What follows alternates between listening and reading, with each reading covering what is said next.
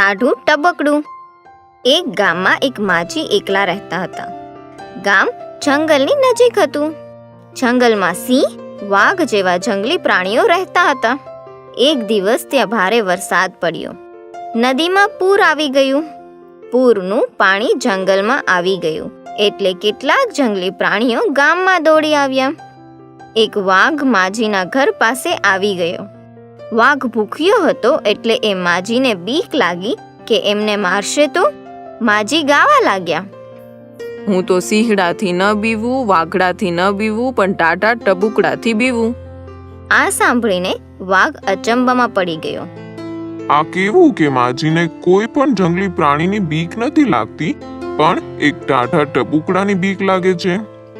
એણે ટાઢા ટબુકડાને મળવાનું નક્કી કર્યું અને એ માજીના ઘરે ગયો। વાઘ માજીના ઘરની બહાર ઊભો રહ્યો। માજીના ઘરનું છાપરું નળિયાનું બનેલું હતું। વરસાદનું પાણી નળિયા પરથી ટપકતું હતું। વરસાદ રહી ગયો હતો એટલે પાણી ટીપે ટીપે ટપકતું હતું। ઠંડીને લીધે ટીપું ખૂબ જ ઠંડુ અને ધ્રુજાવી દે એવું હતું। માજી આ ઠંડા ટીપાને ટાઢું ટબકડું કહેતા હતા।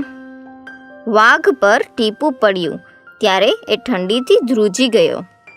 ઠંડુ પાણી ટીપે ટીપે પડતું હતું એટલે વાઘ એના ઠંડા ધ્રુજાવી દે એવા મારથી ગભરાઈ ગયો।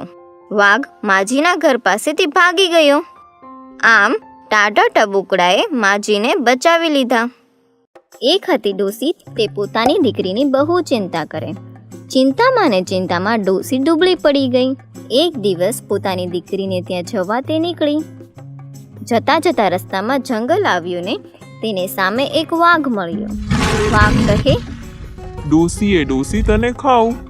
ડોસી ધ્રુજતા ધ્રુજતા કહે, દીકરીને ઘરે જવા દે, તાજી માજી થાવા દે, શેર લોહી ચડવા દે, પછી મને ખાજે। વાઘ કહે, ઠીક, પછી આજ રસ્તે નીકળજે। પછી ડોસી આગળ ચાલી। ત્યાં રસ્તામાં સિંહ મળ્યો।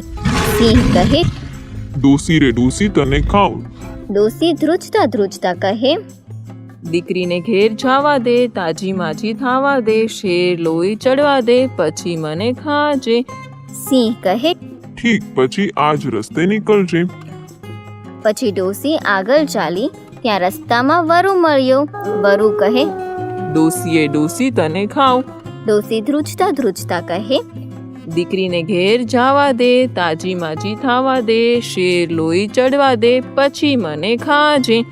વરુ કહે, ઠીક, પછી આજ રસ્તે નીકળજે। ડોસીએ બધા જાનવરોને આ પ્રમાણે વાયદો કર્યો અને માણ જંગલ પાર કર્યો અને દીકરીના ઘરે પહોંચી। ડોસી તો તેની દીકરીના ઘેર પહોંચી અને દીકરીને ખીરપૂરી બનાવવા કહ્યું। દીકરી તો સુખી હતી। તે રોજ રોજ ડોસીને સારું સારું ખવડાવે પીવડાવે, પણ ડોસી સારી થાય નહીં। પછી એક દિવસ ડોસીને એની દીકરીએ પૂછ્યું, માડી, ખાતા પીતા તમે પાતળા કેમ પડતા જાઓ છો? કાંઈ ચિંતા છે? ડોસી કહે, દીકરી, હું તો પાછી ઘરે જઈશ ને ત્યારે મને રસ્તામાં જાનવરો ખાઈ જવાના છે। મેં તેમને બધાને કહ્યું છે કે હું પાછી આવું પછી મને ખાજો। દીકરી કહે, અરે માડી, એમાં તો બીવો છો શું? આપણે ત્યાં એક ભંભોટિયો છે, તેમાં તમે બેસી જાઓ અને પછી ભંભોટિયાને દોડાવતા દોડાવતા લઈ જાજો। ડોસી માટે તો દીકરીએ એક ભંભોટિયો કાઢ્યું। પછી ડોસી તેમાં બેઠા અને ભંભોટિયો દોડતો દોડતો ચાલ્યો। રસ્તામાં તેને વાઘ મળ્યો। ભંભોટિયાને જોઈ વાઘ કહે, ભંભોટિયા, ક્યાંય ડોસીને જોયા? ભંભોટિયો કહે, કિસકી ડોસી કિસકા કામ, ચલ ભંભોટિયા અપને ગામ। વાઘ તો આ સાંભળી વિચારમાં પડ્યો। માળું, આ શું? આ ભંભોટિયામાં તે શું હશે?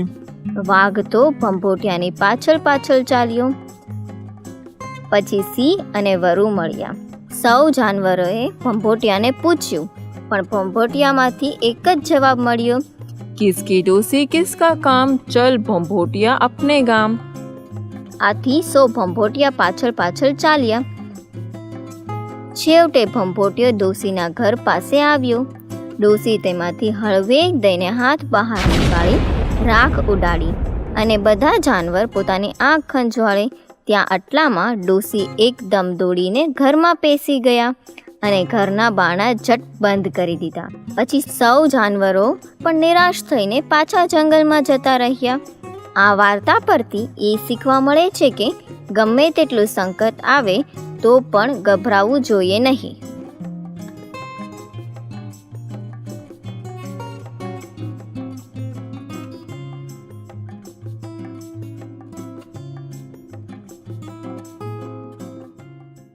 ડોશી અને દીકરો. એક હતી ડોશી, એનું નામ ચંપાબા. એને એક દીકરો હતો. ચંપાબાના ફળિયામાં એક પીપરનું ઝાડ હતું. ઝાડ ઉપર એક વાંદરી રહે. ડોશીને દીકરો પોતે કમાયેલા પૈસા ખાલી ન થાય ત્યાં સુધી ખાય પીએ અને મોજ કરે. થોડા દિવસોમાં એમ કરતાં કરતાં પૈસા ખૂટ્યા. દીકરો કહે, માડી, હું પરદેશ કમાવા જાઉં છું. ડોશી કહે, બેટા તું જાય તો હું દુઃખી દુઃખી થાઉં. આ વાંદરી મને સૂકે રોટલો ના ખાવા દે. દીકરો કહે, એમાં ભૂંડી વાંદરી શું કરતી હતી? એક લાકડી રાખીએ ને તે પાસે આવે તો મારીએ. માડી, એક વર્ષમાં તો હું પાછો આવીશ.